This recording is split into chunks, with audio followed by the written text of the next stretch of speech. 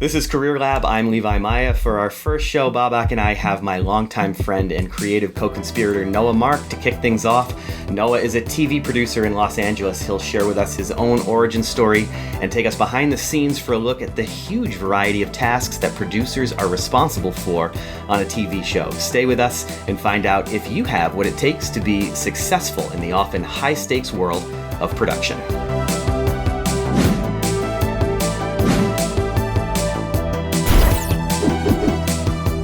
Welcome to Career Lab. I'm Babak Babahanian in the Lighthouse studio with Levi Maya. Levi, first show. We finally did it. I know. Kind of nervous. I don't know why. Like, I know everybody here, but I just feel like pre-show jitters, you know? It's a big deal. Do you remember where we were when we got the idea of this? No. I was riding a flamingo. Oh, that's right, in Mexico. With a cocktail in my hand in a pool. That's right. And you said, Mark, remember this moment. Yeah, we were floating in a pool in Mexico, right? And I want to make sure, because, we did a pilot just to kind of run through some technical stuff. And one of the pieces of feedback we got was that people didn't know that we were in the same room. So, like, high five, Bob. We're right here at the Lighthouse studio. And we were joking because I had to go over to Bob's set to adjust a microphone, and it's like I moved from mine into Bob's, my box into Bob's box. But anyway, our first guest is a dear friend of mine, someone I've known for a long time. So let's just get right to it. Noah Mark is a TV producer. He's brought us shows like The Ultimate Fighter, the doc series UFC 25 Years in Short, The Great Food Truck Race, Hell's Kitchen. He's currently show running season 2 of Fast Home Rescue with NFL safety Trey Boston on the Weather Channel. Welcome to the show, Noah. Thanks for being here. Hey guys. Yeah, thanks for having me here. Congrats on the show. Congrats on your awesome studio setup, where you guys can travel through time and space and high-five each other. Yeah, it's pretty cool. Bob, you want to lead us off with some of your questions? I know Noah, so fair disclosure here, I've known Noah since 1999. We went to Boston University together. He was kind enough to be here on the show with us today as our first guest on the Career Lab podcast. And right after college, Noah went right into TV production and has been working since the early 2000s, which now is like a long time ago. And Yep. That is weirdly 20 years ago. Yeah. Which seems impossible, and I feel like I can't be that old, but I am. Here we are. Yeah, here we are. Yeah, Noah, I notice people that have the same profession describe it differently. So I'd love for you to just, for our listeners, our viewers, how would you best describe what you do? Random, in a word. It is very random, and it changes moment to moment, certainly day to day. Every project is unique. The one consistent theme is storytelling, right? And that's the same whether you're doing scripted, unscripted, whether you're doing comedy or news, documentary, doc series, competition. I mean, there's so many genres of television right now. I mean, there are more genres now than when I started in television. You hear the term like reality TV, for example. That used to sort of conjure an image. Now, if someone says that to you, you wouldn't even really know what to think of, right? Are you thinking of like the Kardashians? Are you thinking of Hell's Kitchen? Are you thinking of documentary series? Like there's so much unscripted programming that there's all these like subgenres now. Sort of similar to the way you have unscripted. You have dramas, you have comedies, horror. There's all different sort of genres within the genres. And so I think that's why the first word that came to mind was random, because it's ever changing. And I would assume that as our media landscape gets more and more bifurcated, we'll have even more types of programming. Certainly, like the sort of a main unifying thing used to be program length, right? Like you would have a half hour, you'd have an hour time slot to fill, and that was kind of a standard thing. Now with streaming, that's not the case anymore. And there's a lot more short form programming being created for distribution. on YouTube or other platforms. Quibi took a big swing at this.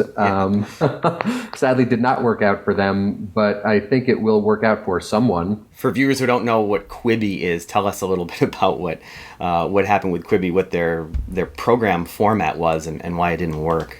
Well, there are probably a lot of people who don't know what Quibi was because it wasn't around for very long. But Quibi was short for Quick Bites, and it was a streamer, it was a distribution platform that was built around the idea that people will watch very short form television on their phones.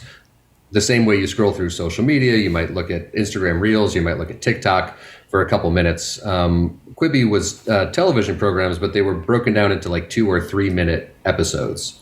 And it's one of the most spectacular failures in the history of corporate America. They raised $2 billion for their launch, and they were out of business within a couple months. No, basically, nobody signed up for it. Mm-hmm. This was her name, Meg Whitman, and some other very wealthy individuals, right, that participated in this. Yeah, it was her. That's funny. I'm blanking on the guy's name too, but it was her and I can't think of his name. Yeah. So I think Bob and I have a bit of production experience, so we know what a producer does, but you must find this, right? You tell people you're a TV producer, and they have no idea what your job entails. So what do you do on a day-to-day basis, and what do you do throughout the course of the different stages of a production?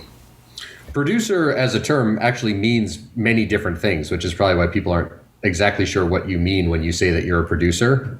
There are producers who are financiers, essentially, and their role is funding a production. They are, by financing it, they are a producer of whatever it is, film or television. And then there are producers who are working day to day on actually making the product. They are producing the show or the film. And then along those lines, there are many levels of being a producer. For example, in television, when you start out, your first producing title is typically an associate producer, which is essentially you're an assistant to other producers, and you're doing producing work, but you're kind of doing the lowest level of it, the most sort of straightforward, sometimes just logistical things, helping put the filming process together. Then after associate producer, you typically become a segment producer, where you are in charge of a part of the show, but not the whole show, like literally just a segment of the show. After segment producer, often people move to being a field producer. Field producer is usually someone who is directing camera. A segment producer is not usually directing camera. Segment producers are producing whatever they're in charge of, but it's much more like coordinating producing. You're putting together all the elements of whatever it is that's getting made. My first segment producing job, I think it was my first one, was on the Showbiz Show with David Spade. And so as a segment producer on that show, you were working with the writers, making sure that the script was something that you could producible, that was producible, that you had a location where you could film it, that the talent was prepared, that wardrobe and hair and makeup and everything that needed to come together for that segment to happen was ready to go. And so as the producer, you're kind of overseeing the production. And that's why your title is producer, like you are the one who is producing it. So it's a very sort of literal term. After that job, I did that show for 3 seasons. After that segment producing job, I sort of got a bump up there to field producer, where you're doing all of those things, but you're also then directing camera and directing the action of whatever it is that's going on.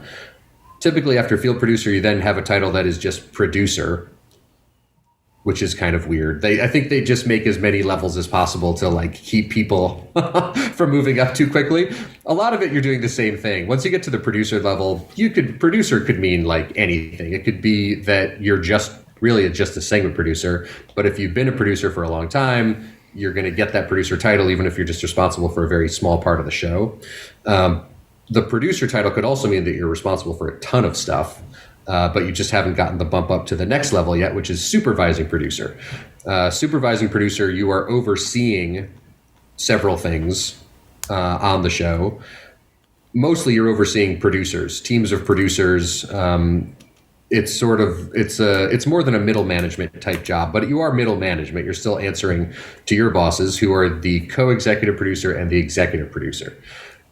Co-executive and executive producer, those titles are pretty much interchangeable. And they just sort of speak to your level of experience, how many credits you have, the title that your agent is able to negotiate for you, those sorts of things. But your responsibilities as an executive producer or co-executive producer could be exactly the same.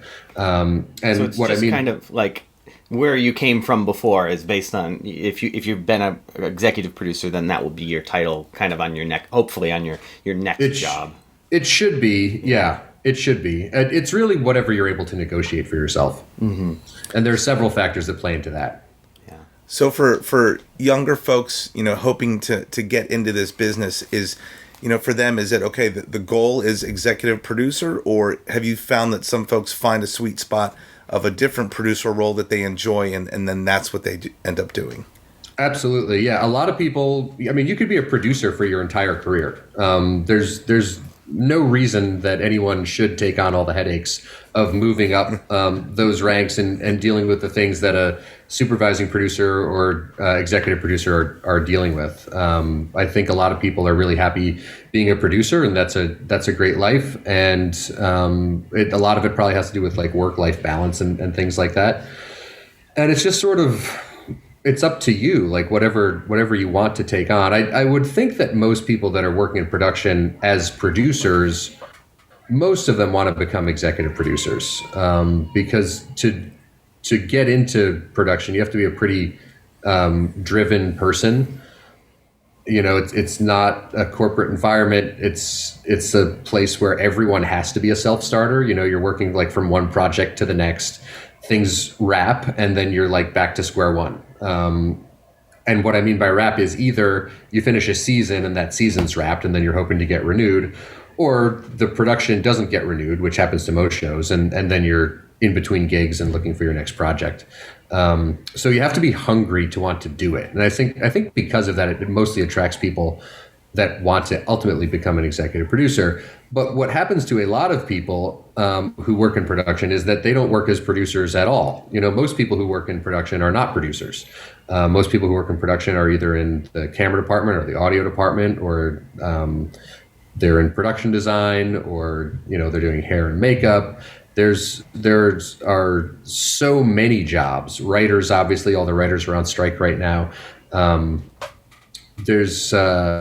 There's more jobs than you would think. Like once you get onto a set and see how busy it is and how many things are going on, the bit of advice I always give people who are interested in production is to start as a PA, because as a PA, you're sort of the lowest position on the ladder. You're assisting everyone on set. There's no one on set who isn't your boss, or at least like your superior. And it gives you exposure to everything that goes into production. And what you realize very quickly is that your day-to-day is entirely different. Like nothing like if you're in the camera department, it's nothing like being in the writer's room. It's a great crash course. It's a great crash course, yeah. Yeah, or being a director or producer, like these jobs are just, they're, even though you're all there working together, your day-to-day, the things you're dealing with are just so different. That's one of my favorite things about it. Sounds like you wear a lot of different hats. Which hat gives you the biggest rush? Well, it's funny. It's not a title I mentioned yet, but it's show running. Showrunner is a term that's used for the executive producer, who is the person who is in charge of the day-to-day running of the show. The reason that term is used, it's just an industry insider term. No one's ever credited as a showrunner. You're credited as executive producer. But on every project, there are multiple executive producers. Usually the creator of the show is tied in as an executive producer. They have a financial stake in the show.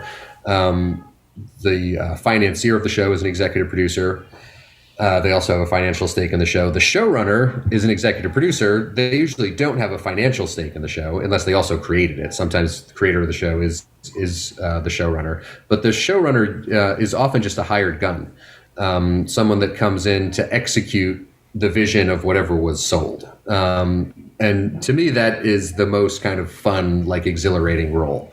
Because as the showrunner, you're responsible for everything. And you have to know enough about all the different departments that you can coordinate it all together and make it happen. And the position of executive producer as the showrunner is where the two sides of the business meet. So you have, in show business, you have like the show you're putting on, and then you have like the business side of it, the financials that make all the show side of it possible. And so you want to have a really like happy relationship between those two sides. And you want to make sure that you're maximizing the budget that you have and getting the best, most interesting product possible out of those resources that you can, while not going over budget. Making sure that you're spending money wisely, making sure that everything looks good, that it sounds good, that it's compelling, entertaining. Are we spending enough time filming this? So you're constantly like talking to everyone. All your story producers or your writers. Then you go into post. You're talking to your editors. You're giving notes on the cut. You're forming the whole thing. And I've done lots of different roles. I've been a writer, director, camera operator, and I like all of those things. I think to be a good showrunner, you have to like all the different elements that come together in a production. But what I like the most is being that person that's coordinating it all together. So every good story and every good character has an origin story. Tell us a little bit about your origin story. How did you get started? When did you know that this was for you? Well, I didn't know it was for me, but the way I got started was in high school. I took a video production class. I was lucky enough to go to a high school that had a production studio in the high school. And it was on the ground floor, and it was sort of like a black box theater that they had a couple cameras in, and then there was a control room and editing room. And we did all different types of production. We did a news broadcast. We did a claymation short film. We did an animated film. We did some scripted stuff, and everyone did all of the different roles that go into production. You were on camera, you were behind camera, you were operating camera, you were producing a segment, you were writing something, you were editing something. It was an amazing class. It's not the sort of thing, maybe now it is. At the time, it wasn't typical for a high school to have a class like that. So it was a cool opportunity, and I loved it. I just had so much fun in this class, and I think it's fun. Producing television is fun. So I think a lot of people in the class probably enjoyed it. But for me, it really struck a chord as something that like you can do for a living. I have a couple of family members who are producers, and so I knew that that's what they did for a living. And I think a lot of people in the class were just thinking of it as like, oh, this is something fun. Whereas I was thinking of it as like, oh, this is something you can do as your job. And I liked school generally, and I liked a lot of different subjects. But after taking that class, I decided that that's what I wanted to major in college. And so then I applied to film programs. I only applied to film programs when I was applying to college, and was lucky enough to get into Boston University, where I met Levi.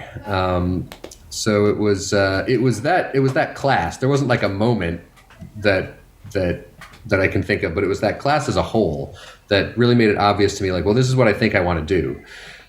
And then I think that got even more solidified when I was in college. I loved going to BU, loved all the kids in the film and TV program that I was going to class with and working on projects with. And then every summer while I was in college, I would do an internship. I interned for Court TV and MTV and a bunch of different broadcast networks and cable networks. And seeing the pace of like everyone working, and like it was just so exciting, and everyone was like really passionate about what they were doing. Maybe that's when it really felt like more serious, I guess, as opposed to just like, oh, this is something I think I might want to do. I think it was those internships. But even in those internships, there wasn't like one moment that I can think of where I felt like, oh, this is what I should be doing. It's more just like, oh, I love doing this. Like, I hope I can keep doing it. Mm-hmm. Do you think there's some common traits that producers share? Definitely. Yeah. There are several common traits, especially that showrunners share. One is just a love of storytelling. Showrunners, I don't know any showrunners who are introverts. Showrunners just like people. They like being around people. They like being busy. They don't all handle stress well, which I think is weird because it's a very stressful job. So you would think that if you want to have that job, you would be someone who's not too bothered by being in a stressful situation. But I've worked for showrunners that almost like are the opposite of that. Like they're like completely constantly just spinning out. But they must enjoy that for some reason. But it's really just the love of storytelling and the love of people and just being surrounded by like a bustling, busy environment all the time. Speaking of storytelling, what are the chances you still have the video of your high school animation project? Ooh, that's a good question. Someone has it. It was a Western, and we did it was basically like a what do they call it? A duel, like at high noon, and one guy shot the other guy, and that was it. Tell me about some. we love. No, go ahead. No, it was so much fun to make. It's such a simple thing, but we thought it was so funny, like just like high school kids. And I can't remember who was in my group that we made that with, but I just remember that we thought it was hilarious. You probably couldn't make something like that now. I would hope not. I don't know. It's different times.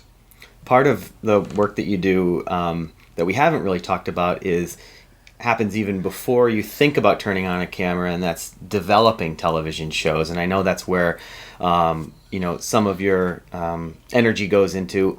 Tell us a little bit about what it's like to develop a show that doesn't exist, and then dealing with the setbacks that come along with that.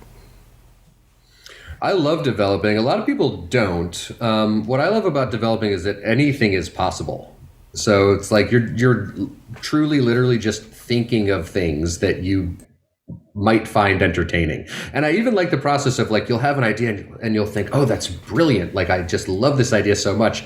And then like 2 days beyond when you have the idea, you won't even like it anymore, like at all. Like, oh, it's terrible. Like, I'm just throwing it out. And there's something kind of like refreshing about that process. It's like this constant rebirth of vision, because it's, especially once you've produced a lot of television, it's not just like a random idea. It's like you have this idea and then you can see it on screen, and you can see it even like on set. Like, this is how we'll put it together. And so you're kind of playing this out in your head, and then sometimes it keeps working, and you'll go through the process, and then you'll get your pitch materials ready. Levi and I have done this a bunch together. It's really fun to think of something that you feel like would be a program that people would enjoy. You get it together, and then you start taking it out. You start pitching it. Pitching is fun. You get to like be in a room with people. Well, now you're not in the room with them anymore. Now it's sort of like this. You're sitting in a home office somewhere, and you're talking to a computer screen. So that's kind of weird. I enjoyed pitching more when you were like in the room with people, because you're kind of like reading the room and seeing what they like. You can do that a little bit on Zoom. It's not quite the same. But I like that process of like, here's this idea. I think it's great. Like, don't you also think it's great? And then they usually don't. They usually don't buy it. But they usually, so 99 times out of 100 they don't buy it, right? I mean, like you said, most shows don't get made, and then even shows that get made don't get renewed. So the chance of having something that is a successful long-running TV show is a little bit like an NBA career, right? Yeah, that's a pretty good analogy. There's other steps in between that too. Like, I recently, last year, sold a show, had it picked up by Hulu, but then it never went into production. They basically they acquired it from myself and the guys I was pitching with, and then we went into this like long phase of finance development, where they gave us a certain amount of money, and we built the whole thing out, down to the very like minute details, nuts and bolts of like, this is the staff we're hiring, it's this many people, here's the production schedule, here's the overall budget. We did different versions of that. That went on for months, and then at the end they said, never mind. Like I don't even really know why they passed on it. They always give you a reason, but it doesn't make any sense. It never makes any sense. I've never heard an explanation that I thought like, oh, that sounds like why they really passed on it. I'm really intrigued by the pitch room. So when you're in that room, and if 99% of the pitches don't get made, do you feel more than 1% of the time that it may happen? Do you get false senses from the group, or do you usually know right away? You almost always get false senses from the group. It's very rare that a pitch meeting like goes badly. I don't know that I could really even think of one that like went well. No, that's not true. I can think of a couple that I guess you would say went badly. When we were pitching that show that I mentioned that Hulu picked up, we pitched to, who was it? I think it was like Peacock, and we were supposed to be pitching with like there's usually like 3 or 4 people that you're pitching to. Only one of the people like came to the meeting from Peacock, and then she bailed from the pitch meeting like like less than 20 minutes into the pitch meeting. She sort of said like, oh, this has been great. I have to go. Like, peace, I gotta go. Yeah, I gotta go. I got another thing. Yeah. Man. But even that, like, no one's ever like impolite or says like, oh, I don't like that idea. I've never seen that happen. Mm-hmm. Oh wow. So yeah, no, I would say like just like 99 times out of 100 it doesn't get bought. 99 times out of 100 the pitch meeting goes great. The people are laughing at all your jokes and like saying like, oh, that would be so exciting, and then nothing. And then nothing comes of it. But the nice thing is that unlike an NBA career where you have to either make it or break it by like 25 years old, you have a much longer period of time to keep trying these ideas and to advance your initiatives, right? So yeah, as long as you're alive, you can be pitching TV shows. There's no cap on selling a show or a film idea. So, young people listening, what is the first step? You mentioned like for you it was an internship. Like, is that still true today? What's the best way to get your foot in the door if you just have no idea about production? You don't know anyone who works in production. Like, what can you do coming out of high school, coming out of college? Internships are great. The nice thing about now that we didn't have is there are a lot of jobs that are posted online. That didn't exist when we were graduating. I mean, we're not that old. The internet existed, but like you couldn't just go online and look at like what things were in production and apply for PA jobs and things like that. Now you can. The other thing you can do now is like for not much money. It's pretty inexpensive. You can produce your own content. That's another thing. Like we produce some stuff on our own, but just based on like the cost barrier to like good camera equipment. For example, when we were just coming out of college, there's no way we could have made something that would have looked professional when we were 22 years old. Now you could. If you want to be a director, you should just go direct a film. Would be my advice to you. Like you can find people that will be in your film.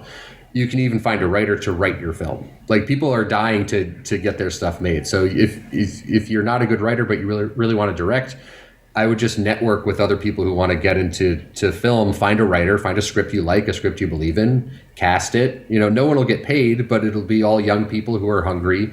And at the end of it, you'll have a film. And there's like festivals that you can enter, and you can, get your work out there early on. It doesn't have to be like a feature film with a full special effects in order to get some kind of recognition. No, it can be a short film. Levi and I met 2 young filmmakers. One of the festivals that we got into with our film had a screening at LA Live, and our film was the featured film in our time slot. But before our film, they played 2 short films. And both of those filmmakers were very young. I don't remember their names, but they were great. They were fun films to watch. They were cool people to meet. And so I would say if you want to make films, you can just go out and do it. TV is different. You can't really make your own TV show. Like you have to have a distributor attached. You can make your own TV show and you can just put it on YouTube or something like that. But I have yet to see a financial success story of anyone doing that. Yeah. Unless you want to be a YouTuber. That's different, though. That's not a TV show. That's its own thing. But that's another option that didn't exist when you and I were coming out of college. Like if you wanted to be a YouTuber, you can do that now. You can literally just shoot your own content and put it on YouTube, and if it catches on, you can make a ton of money doing that. Any mentors in your life that had a significant impact? People you worked for, teachers, anything like that? Yeah, definitely. I mean, the first mentor is one of my uncles. I mentioned earlier, I have a couple uncles who are producers. My uncle Andy is a huge mentor for me. I've worked with him a couple times on a few development projects. When I was younger, I worked for him once. I was an associate producer for him on a show called Life of Luxury, which was a really cool series. It was a magazine show, so like a documentary series about wealthy people. It was sort of a reimagined version of Lifestyles of the Rich and Famous. And he's a super smart guy. He's a really, really intelligent, sharp producer. So he's probably the biggest mentor I've ever had in that role. But there are certainly others as well. The others are producers that I just kind of met along the way. When you're starting out in production, you're working as a PA. The most important thing that you can do is get to know the producers on your show, because those producers are going to be the people who you will reach out to for your next job when whatever you're currently working on gets canceled or wraps or goes on hiatus or whatever it is. And so there are a couple guys who were great mentors that I met just working on different shows. One of them I met working on the Showbiz Show with David Spade, the one that I mentioned earlier. And then the other guy I met working on a competition reality format. It was a sort of hybrid competition, hidden camera reality format. It was called True Beauty. It was on ABC, and the twist of the show was it was a beauty competition where you got all these gorgeous people together to try to beat one another at being the most beautiful. But what they didn't know is that they were secretly being evaluated on their inner beauty. So all of the challenges had this outward thing that they were doing that was like the physical beauty competition, but that wasn't really how they were being judged or evaluated. They were really being evaluated on how kind they were to their makeup person who was having an issue. These were all actors that we had hired. The makeup person was, the makeup person would have just gotten a call, and their husband is divorcing them, and they're like breaking down crying, and we're seeing how the person reacts in that situation. They're about to go out on a runway to do a fashion show or something like that, and this person who's supposed to be helping them is having their own crisis. So like how do they deal with that? So it was a clever show. It was a fun, interesting show. Which brings me back to why I said random when you first asked me, like, how would I describe what I do? Because it's not just random in like the nature of this sort of gypsy lifestyle where you're going like from one project to the next or doing very different things day to day. It's random in like the content that you're making could not be more different from like the last show you did. I've done shows, I've done like home building shows, whereas the executive producer, we didn't have enough clients who had contracted with our house builder. So I ended up selling houses because I needed people to be on the show. And for them to be on the show, they had to hire this guy to build them a house. So it's stuff like that, like things that you would never think of. But because the end goal is always like making the show happen, you're going to do whatever it takes to make that show happen. Mm-hmm. What's something about being a producer you wish you would have known when you started your journey? That's a good question.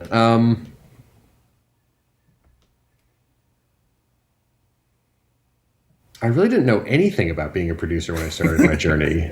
I guess I wish I had known at least one thing. I wish I had known like what the job really entails. but it's the sort of thing that it really takes on the job training. And it was this process of discovery where, starting in that high school video production class, it started with just this simple notion of like, oh, I like doing this. Let me see if I can keep doing it. And then the longer you do it, the more you learn about it. And it sort of reveals itself to you, like as you're doing it. So I guess it would have been cool to know what I was getting into, but I don't know. It all worked out in the end because I like it. Yeah. Anything else that we didn't cover that you think that it would be important for someone who's interested in this career, or just really anything else that you want to mention before we go? Yeah, I think it's really important to have this balance of like keeping an open mind, but then also having like a laser focus on what you think is the best way to do something, which is a hard thing to balance, because when you're a showrunner, you have to have like very clear leadership to your whole staff of like, this is what we're doing. But because your staff are hopefully all like expertise in their field, your audio supervisor and your director of photography and your director and your head writer and all those people, you have to have an open mind to listen to the things that they're telling you. And you have to be smart enough to know like when they've got like a better way of doing something than you might have had your preconceived notion. Because I've seen a lot of executive producers fail at that, where they're like so focused on like, I'm the leader and like we're just doing it this way, and they're just making everyone miserable and making like a ton of mistakes along the way. You have to have that level of like command of your staff, because if you're like wishy-washy and waffling on things, then no one's going to listen to you. So it's this fine line of like knowing when to like have that open mind of like listening to other people, and how to balance that with like the leadership that it takes to bring this team of people across the finish line of a production, which is always challenging. Cool. Noah, thank you for being our first guest on Career Lab. It's been an incredible bit of time here learning some things about you that I didn't know, even though I know you fairly well. Yeah, thank you so much, Noah. Yeah, thank you guys for having me on. I can't believe it's already over. That flew by. It was super fun. Good luck with the show. I'm excited to see many more episodes. Cool, thanks. Well, that does it for our first edition of Career Lab with Levi and Babak. Thanks for being here with us, and look forward to a new episode, hopefully each week, right here. And Bob, you are really good at looking at the camera. It's clear that you have on-air experience, because you're looking at the camera, and I'm looking everywhere else, and I'm watching you, and you're like really good at that lens eye contact. I'm not trying to do it too much because it's a podcast, but yeah, I mean, it's also the only thing in front of me, and you have 11 things.